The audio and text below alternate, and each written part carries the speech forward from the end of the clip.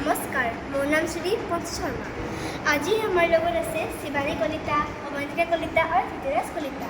আমি নলবাৰী জিলাৰ পৰা জলখানা কৌতুকানা উচ্চ মাধ্যমিক বিদ্যালয়ৰ পৰা কৈছোঁ।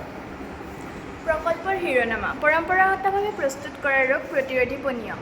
আমি বনাবলৈ গৈ থকা পনীয়বিধত প্ৰয়োজন হোৱা সামগ্ৰীকেইবিধ হ'ল আদা, তুলসী, জালুক, বেলপাত আৰু পচতীয়া। এয়া আমি 2 কাপ পানী গৰম হ'বলৈ দিছোঁ। ইয়াত আমি ধুই পৰিষ্কাৰ কৰি লোৱা পচতীয়া পাত, বেলপাত, তুলসী পাত আৰু আদা আৰু জালুক ভালদৰে খুন্দি মিহি কৰি ইয়াতে দি দিছোঁ। এইখিনি এতিয়া 10 বা 15 মিনিট উতলিবলৈ দিয়া হ'ব।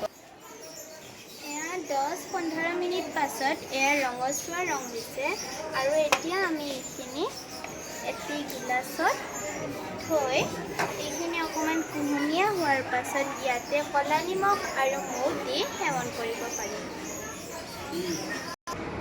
এই পানীয়বিধে আমাৰ দেহৰ বিভিন্ন ৰোগৰ প্ৰতিৰোধক হিচাপে কাম কৰে। এই পানীয়বিধে আমাৰ দেহৰ বিভিন্ন ৰোগ যেনে কাহ, চৰ্দি, জ্বৰ আদি কমায়। ৰোগ প্ৰতিৰোধক হিচাপে কাম কৰে আৰু হজম শক্তি বৃদ্ধি কৰে।